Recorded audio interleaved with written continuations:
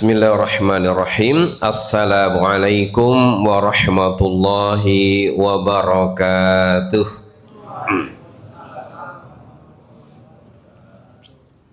Alhamdulillahi rabbil alamin wal aqibatu lil muttaqin. Wassalatu wassalamu ala nabiyyil karim Muhammadin sallallahu alaihi wasallam wa ala alihi wa sahbihi ajma'in, amma ba'd. Jamaah Masjid Baitur Rahman, terus Baitur Rahman, yang semoga Allah selalu menjaga dan merahmati kita semuanya. Alhamdulillah, kembali Allah memberikan kemudahan kepada kita untuk melaksanakan sebuah kewajiban dan kebutuhan kita, yaitu thalabul ilmi, yang Nabi sampaikan thalabul ilmi faridhatun ala kulli muslimin. Mencari ilmu adalah wajib untuk setiap muslim, baik laki-laki maupun perempuan. Selain kewajiban juga kebutuhan. Bahkan ulama-ulama seperti Ibnu Qayyim rahimahullah mengatakan hajatuna ilal ilm, kebutuhan kita kepada ilmu melebihi kebutuhan kita kepada makan dan minum. Karena makan minum untuk menyehatkan badan, ilmu menyehatkan ruhiyah dan akal. Salawat dan salam untuk Nabi kita Nabi Muhammad sallallahu alaihi wasallam. Salawat yang insya Allah dengan memperbanyak salawat kembalinya juga kepada kita semuanya. Seperti misalnya Nabi menyampaikan, siapa yang pagi sore bersolawat 10 kali maka halat syafaati, dia mendapatkan syafaatku di hari kiamat. Juga kepada keluarga beliau, kepada sahabat-sahabat beliau dan pengikut beliau setia sampai hari kiamat. Jemaah sekalian, kita akan kembali membaca, meringkas, menerangkan kitab Bahrul Ra'iq yang sudah kita bahas lumayan, yaitu sampai dulu terakhir seingat saya sampai penyakit ujub dan obatnya. Yang itu juga penyakit-penyakit hati yang juga dekat-dekat dengan penyakit sombong. Sombong, ujub itu berdekatan. Nah, kemudian pada poin berikutnya ini ada tema judulnya At-Taubah. Judulnya Taubat, yang agak diringkaskan termasuk dari kitab Madariju Salikin. Jamaah sekalian, taubat dari dosa-dosa dan kembali kepada Allah Subhanahu wa taala adalah sebuah keharusan bagi kita semuanya. Allah berfirman, A'udzu billahi minasyaitonir rajim. Bismillahirrahmanirrahim. Wa tubu ilallahi jami'an ayyuhal mu'minun la'allakum tuflihun. Surat An-Nur ayat ke-31. Wa tubu ilallahi jami'an, adalah kalian semua bertobat kepada Allah. Ayyuhal mu'minun, wahai orang-orang yang beriman, la'allakum tuflihun, agar kalian tuflih, apa itu? Falah, beruntung. Jadi kalau ingin beruntung, sukses, ya harus bertobat, harus istighfar pada Allah Subhanahu wa taala. Baik sukses dunia maupun sukses akhirat. Sukses dunia apa? Rezekinya dilancarkan. Dalam sebuah hadis, man aktsarul istighfara, siapa yang memperbanyak istighfar, ja'alahu min kulli dzikin makhraja wa min kulli hammin faraja wa razaqahu Allah min haitsu la yahtasib. Sempitnya jadi kelonggaran, susahnya jadi kegembiraan, dan Allah kasih rezeki dari arah yang tidak disangka-sangka. Maka kalau Allah ilhamkan kepada lidah kita, hati kita, istighfar ini berarti tanda kita orang yang beruntung di dunia dengan banyak kemudahan-kemudahan tadi. Kalau ini menjadi gerakan bersama seluruh bangsa, ini gerakan menjaga bangsa dari azab Allah Subhanahu wa taala. karena memang ayatnya begitu. Wa ma kana Allahu mu'adzibahum wa hum yastaghfirun. Allah tidak akan mengazab mereka, satu kaum, satu bangsa, satu daerah, wahum mustaghfirun, selama mereka mau istighfar. Ini harusnya menjadi gerakan nasional ya Pak ya. Nanti perlu disampaikan kepada siapa Pak? Saya kira-kira kita duwe channel Pak Prabowo duwe channel, jadi ya bisa ini. Jadi gerakan seluruh bangsa Indonesia yang muslim itu programnya setiap hari istighfar dan tobat 100 kali. Wah ini Masya Allah, itu nanti akan beri taksir asal yang luar biasa kepada individu, bangsa dan masyarakat. Alhamdulillah sekarang ini kita diberi Allah kemudahan, di negeri kita katanya sudah swasembada beras ya. Ini nanti kalau istighfarnya tambah kencang, wah insya Allah, karena faqultu astaghfiru rabbakum innahu kana ghaffara yursilis samaa 'alaikum midrara. Kalau kamu tobat istighfarnya banyak, Allah akan kirimkan kepada kamu apa? Yursilis samaa 'alaikum midrara, akan dikirim kepadamu dari air hujan yang deras, midrara. Wa yumditkum bi amwali wa banin, ditambah lagi dengan amwal, harta benda, banin, anaknya banyak. Ini jangan dikira nggak penting ini Pak, karena di Jepang hari ini banyak kampung-kampung yang sepi kosong, yang ada tinggal mbah-mbah sepuh. Dan karena mereka mungkin nggak senang punya anak, sibuk dengan apa itu ngantor-ngantor itu ya kepala, kayaknya mereka malas punya anak, akhirnya kurang generasi.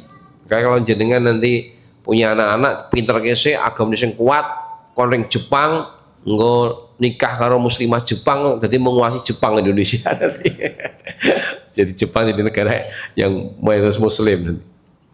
Ya, jadi itu Masya Allah. Belum lagi dengan berbagai kelebihan istighfar dan tobat ini akan menjadikan muflihun di dunia aja sudah luar biasa Allah berikan kemudahan-kemudahan. Maka kalau jenengan merasa hidupnya kok sempit, sudah di atas caranya apa? Istighfar yang banyak, istighfar, tobat, nanti juga Allah longgarkan insya Allah. Insya Allah. Sebenarnya kalau kamu tobat itu termasuk orang dolim. Dalam surat Al-Hujurat ayat 11, wa malam yatub faulaika humuz zalimun. Siapa yang tidak bertobat, mereka itu orang-orang yang zalim. Orang-orang yang zalim. Ya.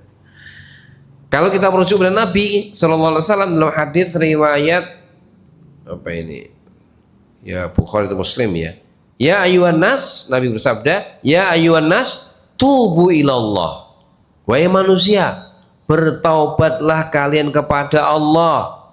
Wallahi, demi Allah, ini sesungguhnya aku la atubu ilaihi fil yaumi aktsar min sab'ina marrah. Saya ini loh, saya Nabi, sungguh-sungguh bertobat kepada Allah dalam sehari itu lebih dari 70 kali. Insyaallah ini memang perlu terus kita ingat-ingat Pak, karena apa ya, dalam praktek itu kadang-kadang sering lupa ya Pak ya, istighfar lupa. Maka bagus juga sih kalau kita semua itu punya apa cincin tasbih. Kalau dulu kan pakai tasbih Pak ya, sekarang pakai itu kan bisa enak gitu sambil melaku astagfirullahaladzim wa atubu ilaih, astagfirullahaladzim wa atubu ilaih, dihitung alhamdulillah pengen 100 gitu. Terus hitung gitu, itu kayaknya perlu juga ya. Kalau enggak juga enggak apa-apa, cuma memang kadang-kadang lupa kan, astagfirullahaladzim wa atubu ilaih, dihitung, baru ngitung ketemu temannya ngobrol ping piro mau. Itu mungkin bisa jadi wasilah juga meskipun tidak harus. Nah, dalam hal tobat ini memang para sahabat juga dihasung oleh Nabi itu seperti itu ya. Mereka serius, bahkan mereka ini karena orang yang hatinya bersih itu apa ya, rasa kepekaannya itu luar biasa, peka sehingga salah dikit langsung bertobat. Misalnya ya, pernah ada seorang sahabat Abu Dzar Al-Ghifari radhiyallahu anhu. Ini beliau kan orang Ghifar, orang suku terpandang putih Arab gitu. Suatu ketika agak ada sengketa dengan sahabat Bilal bin Rabah radhiyallahu anhu. Yang Bilal ini kulitnya gelap gitu, karena bukan orang Arab, beliau orang Habasyah. Abu Dzar Al-Ghifari itu agak lupa gitu, lupa diri ketika sedang emosi, langsung nunjuk sama Bilal, ya Bilal Aswad gitu, weh anak wong ireng gitu ya. Nah, langsung Nabi dengar dipanggil itu Abu Dzar Al-Ghifari, ya Abu Dzarrin innaka mru'un fikum amrul jahiliyah. Abu Dzar, engkau ini masih punya watak jahiliyah. Apa? Suka meremehkan orang lain. Ini orang jahiliyah ini. Orang yang belum melaksanakan dengan baik. Mendengar nasihat Nabi, tidak nunggu lama, langsung Abu Dzar radhiyallahu anhu nemui Bilal dan kepala beliau ditaruh di tanah. Ya Bilal, injak kepala pipiku dengan kakimu sebagai bentuk permohonan maafku kepadamu. Sampai seperti itu. Luar biasa rasa pekanya para sahabat. Ada juga riwayat yang kita tahu, meskipun riwayatnya itu sahih tidak, ada riwayat sahih, seorang sahabat sedang berjalan, kemudian tahu-tahu dia ketemu akhwat, langsung diciumi, padahal bukan mahramnya, bukan istrinya.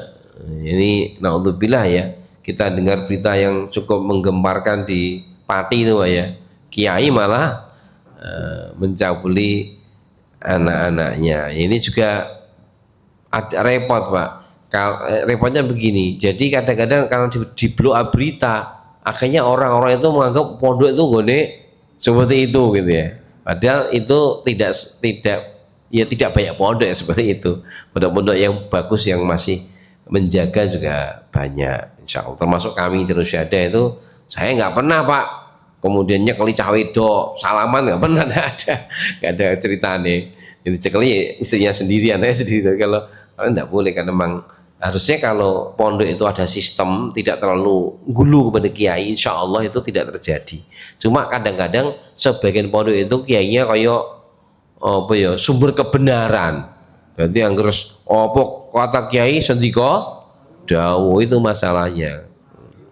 Kalau di pondok-pondok yang menjaga itu ya kiai tetap dihormati, tapi ada sistem sehingga ngontrol semuanya. Tidak bisa kiai sakarape dewi. Saya masuk pondok putri itu nggak bisa langsung jujur masuk kamar, nggak bisa itu.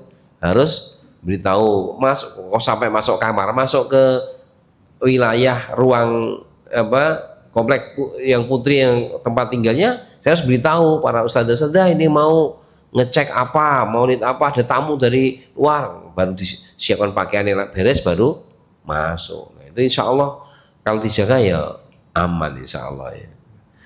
Tapi ya tadi itu ada yang seperti itu.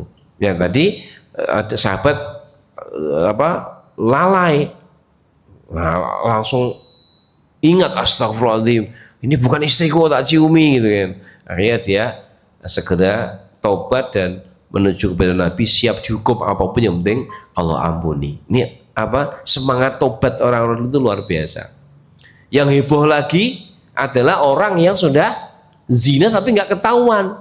Ya, siapa itu namanya?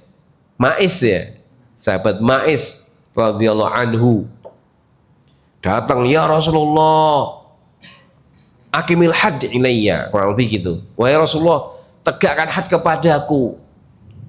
Ada apa kamu? Kata Nabi, saya telah zina ya Rasulullah.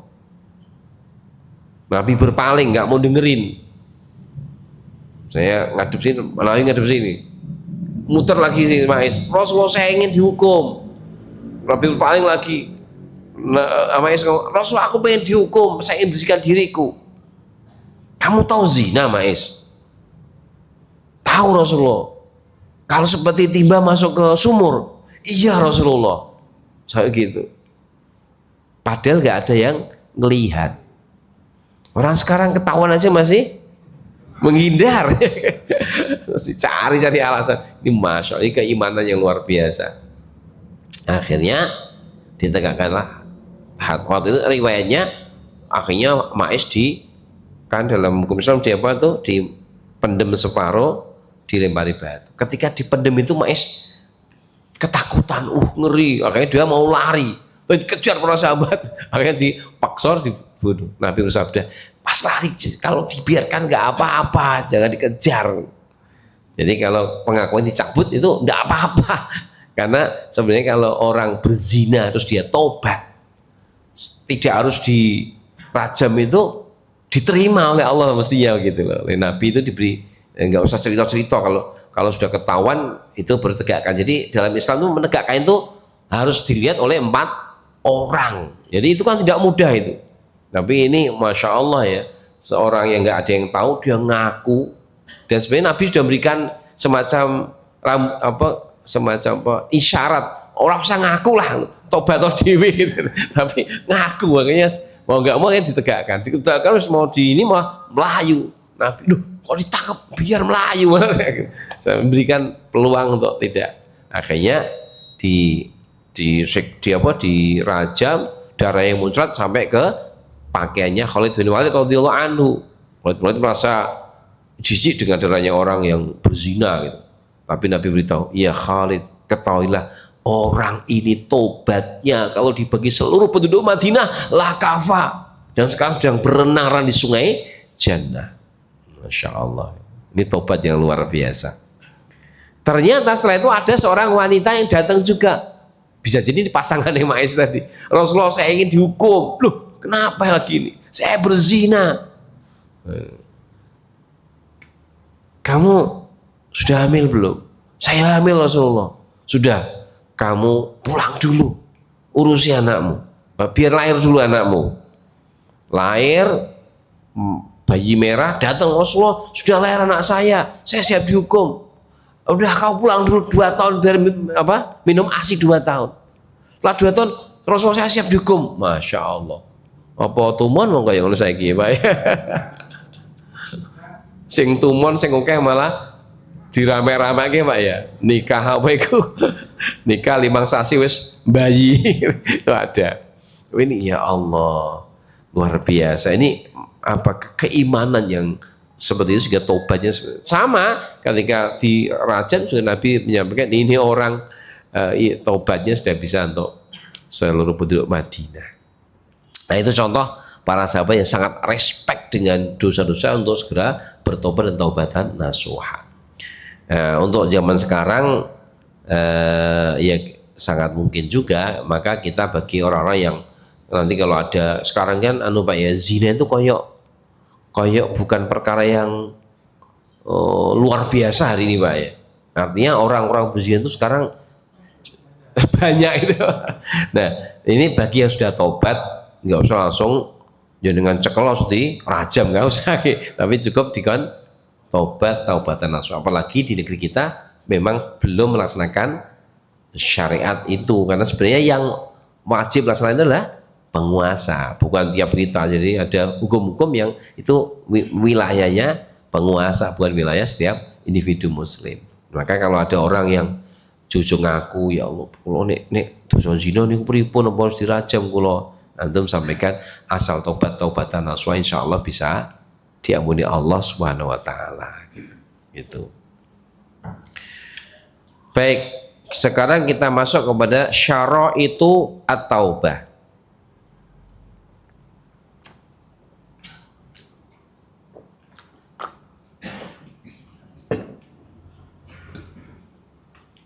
Syarat-syarat taubat. Ya. Syarat yang pertama yaitu an-nadamu. Tobat tidak akan dianggap sebuah tobat kecuali kalau ada an-nadam. An-nadam itu apa? Penyesalan. Jadi langkah pertama tobat adalah an-nadam, menyesal. Kalau dia sudah mengalami penyesalan, merasa bersalah, itu berarti syarat pertama dia dapat. Nah, dalam buku lain disebutkan al-ikhlasu. Nah, ikhlas, orang yang nyesal biasanya memang sudah ikhlas itu biasanya. Ikhlas.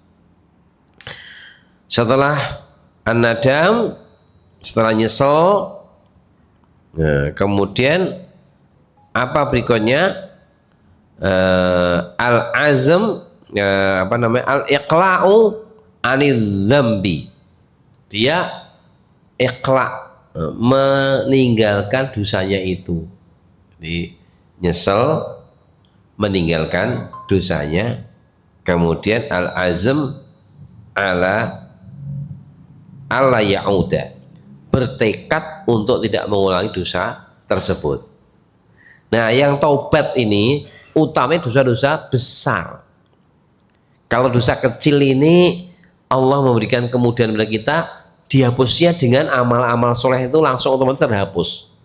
Jadi dengan ke masjid, dosa kecilnya hapus. Dengan wudhu, kan tahu ya wudhu itu, kan Nabi nyampaikan orang yang wudhu itu dosanya sampai kelopak-kelopak matanya itu gugur semuanya.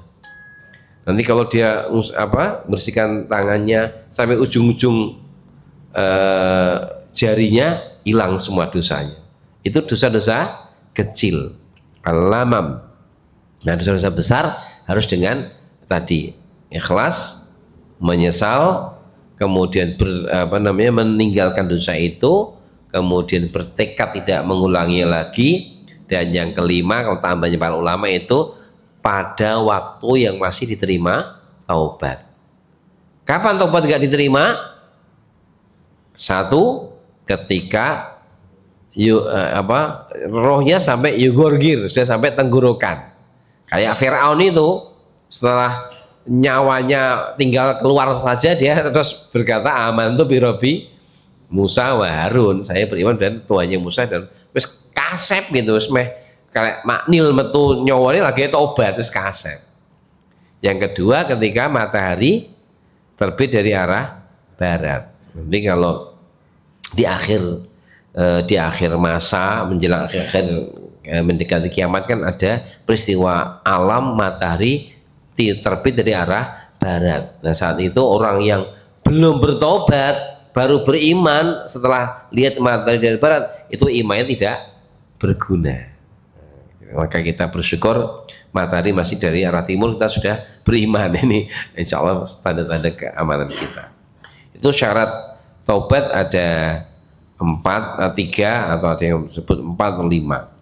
Kalau dosanya terkait anak Adam, maka juga harus ditambah meminta kehalalannya dan juga sekaligus mengembalikan kalau itu hak Adam.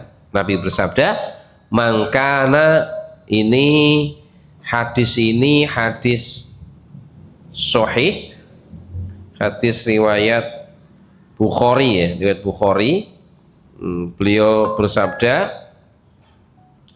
mangkana li akhihi indahu mazlamatan, siapa yang memiliki kezaliman kepada saudaranya min malin, baik itu harta atau irdin, atau juga irdin, kehormatan, fal yatahalalul yaum, hendaklah dia minta dihalalkan hari ini, min qabli, sebelum alla yakuna dinarun wala diramun ilal hasanat wa sayyiat, sebelum tidak bermanfaat lagi dinar dan dirham kecuali yang berguna hanya kebaikan dan keburukan. Artinya nanti gantinya itu, kedolimannya itu akan diganti dengan mengambil kebaikan orang yang berbuat dolim. Maka sebelum kita meninggal, kita harus berusaha minta dihalalkan kepada orang-orang yang mungkin pernah kita dolimi. Ini syaratnya. Maka kalau misalnya kita pernah misalnya mengambil uang orang, kalau mau tobat ya diantaranya mengembalikan uang itu. Nah pripun ta orang ngerti sing nyopet kan nyopet pengen balikan piye. Saya ingat saya dulu nyopet mau 10 yuto lah, itu orang balikan piye karena nggak kenal. Maka diantaranya adalah mengeluarkan uang senilai itu. Dia mungkin bahasa orang yang tahunya sedekah tapi niatnya apa? Nyarutan kedolimannya. Itu bisa seperti itu. Ya. Kalau yang didolimi itu adalah terkait dengan kehormatan tadi, irdin tadi kehormatan, ya berarti bagaimana? Berarti kita harus meminta maaf. Kalau yang kita lukai kehormatannya belum tahu, maka tidak perlu meminta maaf. Ya, tidak perlu. Jadi misalnya begini, kita ngomongin orang dengan omongan yang mungkin menyakitkan itu ya. Kita ngomong misalnya orang itu pelit gitu. Nah, ketika kita ingat, ya Allah, kok aku ngomongin orang itu pelit. Nah, ketika kita memastikan orang itu belum tahu kalau kita ngomongin dia pelit, nggak usah ngomong, Pak, kemarin saya ngomongin antum pelit, kan malah lara hati itu. Jadi cukup dengan apa?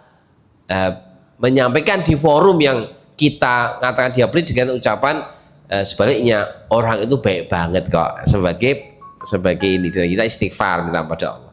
Tapi kalau sudah ketahuan, ya mau tidak mau harus minta maaf.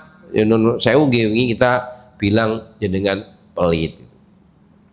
Itu kalau terhadap kehormatan, maka kita harus berusaha minta maaf kalau sudah ketahuan. Kalau nanti sampai kita tidak minta maaf, maka nanti terjadi apa? Di akhirat kedoliman itu akan disuruh nyaur. Kebaikan kita akan diambil oleh orang yang kita zolimi. Kalau sudah habis kebaikannya, maka ganti keburukan orang yang kita zolimi akan dikasihkan kita. Kalau kita berbuat zolim, ini bahaya berbuat zolim.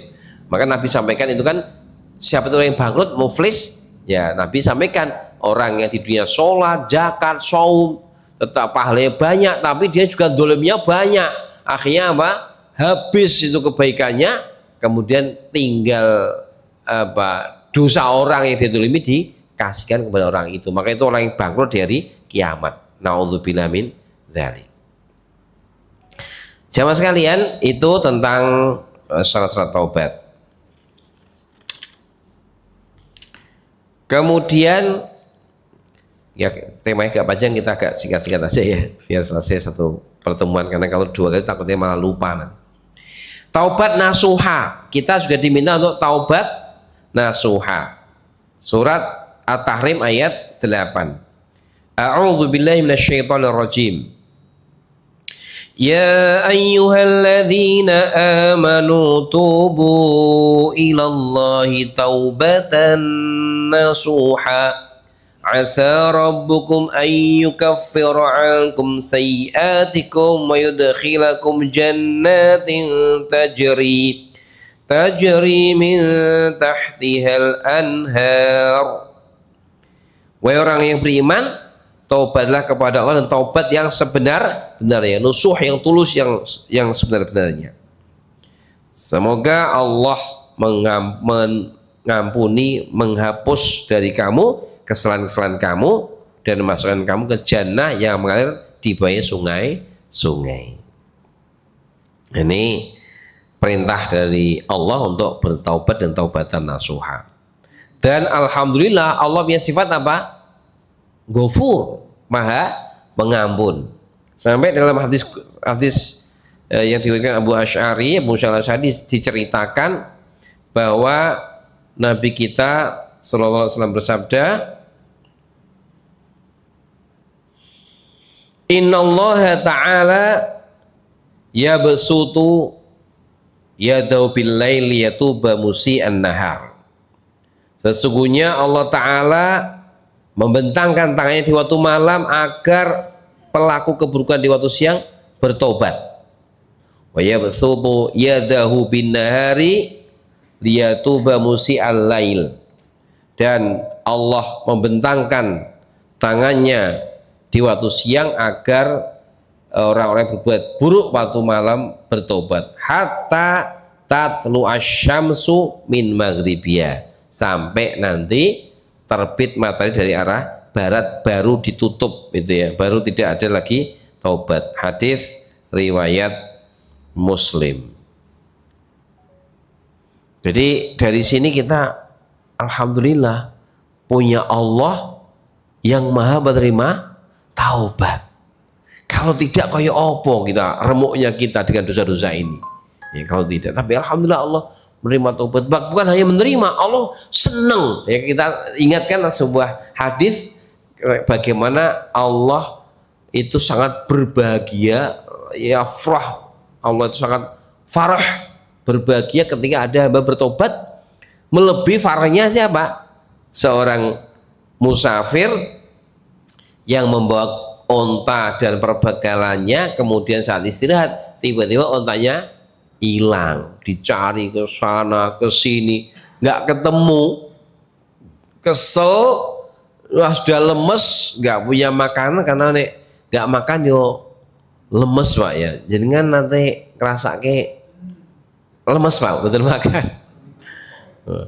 Iya, nek malah kadang-kadang rada kuat kan niatnya. Saya kemarin tuh nyoba pernah ya, malam-malam ki pas hari puasa apa itu, Syawal itu apa itu, Senin Kemis saya lupa ya. Malam-malam tuh nyoba, aku tak coba sahur roti aja, nggak usah nasi. Roti itu roti yang di Alfamart ada itu roti apa itu. Kemudian pagi-pagi ke aktivitas biasa, jam 10 tuh ndredeg Mak, ya Allah rekosannya mau lapar ini.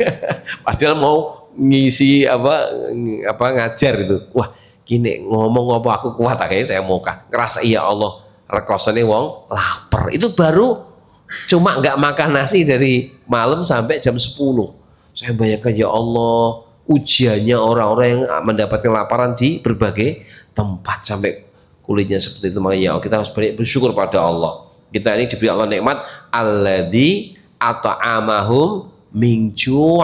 Allah beri kita makan di kelaparan, masya Allah. Di negeri kita ini saya yakin jenengan tuh makannya minimal 3 kali atau kalau enggak 2 kali lah, tapi ngemilnya masih ada lagi kan, itu luar biasa itu. Wa amanahum min khauf. Alhamdulillah di negeri kita aman, mau ngaji mau sholat aman, ini luar biasa, nikmat betul ya. Kalau sudah pernah ngerasa yang nggak aman tuh baru lebih ngerasa Pak. Saya dulu kan diutus oleh pondok nemeni para dokter itu Pak. Para dokter Solo Raya pengen khidmat membantu muslimin Suriah yang waktu itu dibantai oleh orang-orang Syiah dan Rusia. Yang meninggal katanya sampai 800.000 dibunuh orang-orang Syiah. Jadi Syiah Iran ini juga punya dosa kepada Suriah besar. Meskipun sekarang sedang menghancurkan Israel ya, semoga itu doanya orang-orang saudara kita di NU itu mandi Allahumma asghilidz dzalimin biz dzalimin gitu ya. Masya Allah itu saya kan tinggal itu di sebuah rumah tingkat 5 itu, rumah sakit isinya para dokter, bukan di tempat yang perang yang bersenjata, yang cuma satpamnya lah bersenjata.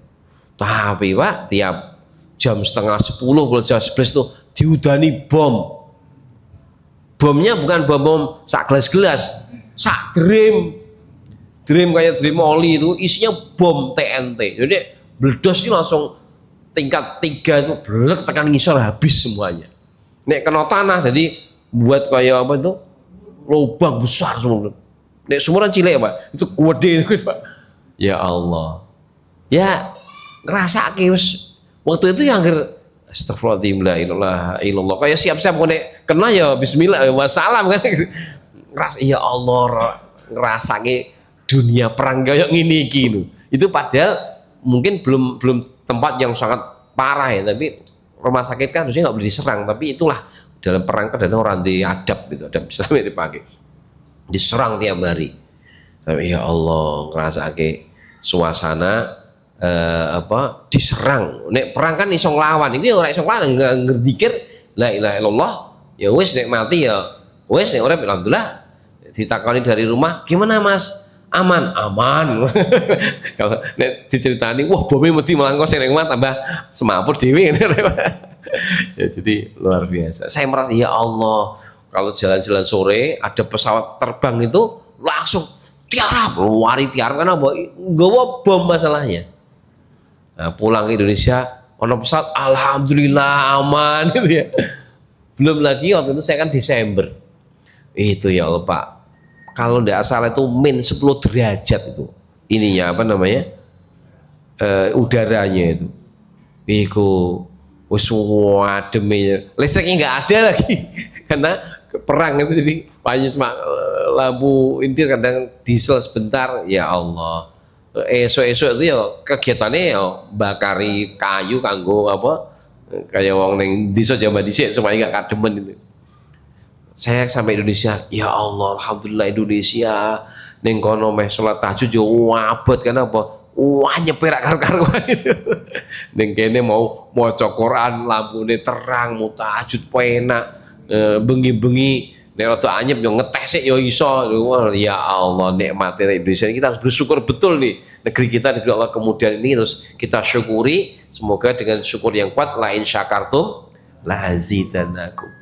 Ya setengah perang ya Allah, kasane rakyat. Nah sekarang ini yang diuji oleh Allah ya Sudan dan Palestina. Sudan juga ngeri Pak. Sudan itu juga tidak jauh beda dengan Palestina sebenarnya. Cuma blow up-nya kurang kuat. Itu yang nyerang juga podo karo yang pro Israel juga, RSF namanya. Itu sama dengan itu apa? Ya dengan Israel tuh ya bolo ini, perlu jahat ini. Ya, memang kita bersyukur semoga Allah jaga Indonesia ini, ya jaga Muslim Indonesia bisa aman, bisa nyaman, dengan kita semakin bersyukur kepada Allah, bertobat dan bersyukur, insya Allah nanti Allah akan berikan negeri kita negeri yang aman. Alhamdulillah meskipun menurut ramalan ada El Nino atau apa, tapi sampai bulan Mei masih ada hujan. Gonggo istighfar sing akeh, gonggo ya Allah kasih hujan insya Allah. Ya. Itu Allah Ta'ala sangat berbahagia ketika ada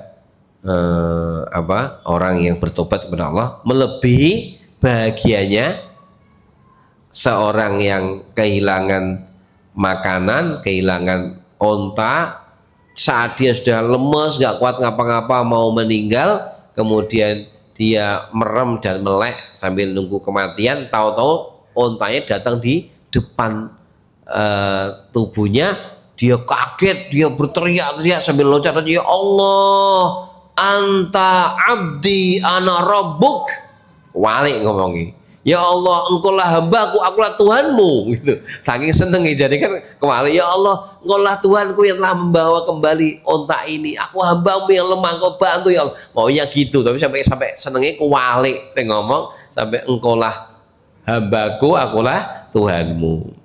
Dan karena ini kekeliruan tidak sengaja, ya tidak menjadi sebuah dosa, karena dalam Islam innallah tajawaza an umati apa itu al khata' wa nisyan wa mustukrihu alai. Allah mengampuni dosa hambaku yang apa? Khata' itu apa?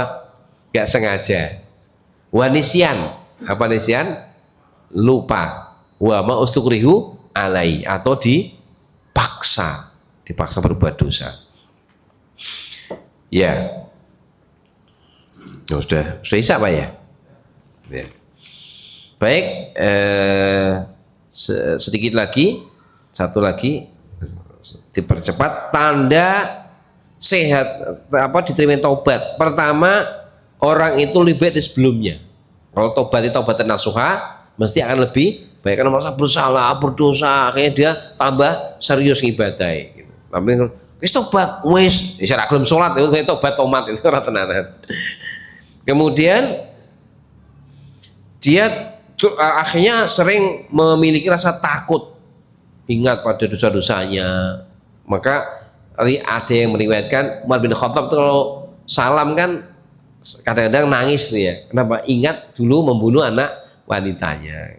Karena itu tobat yang serius seperti itu. Kemudian hatinya sering menyesal dengan dosa-dosa. Dia ingat nyesel, itu tanda tobat yang diterima oleh Allah Ta'ala. Baik, mungkin itu beberapa tentang tobat. Intinya mari kita terus memperbarui tobat kita, terus memperbanyak tobat istighfar kita. Semakin banyak istighfar, semakin banyak tobat, semakin banyak kemudahan yang kita dapatkan di dunia sampai di akhirat insyaallah. Demikian kita akhiri dengan doa. Atau ada yang mau bertanya? Enggak. Silakan Pak. Oh ya,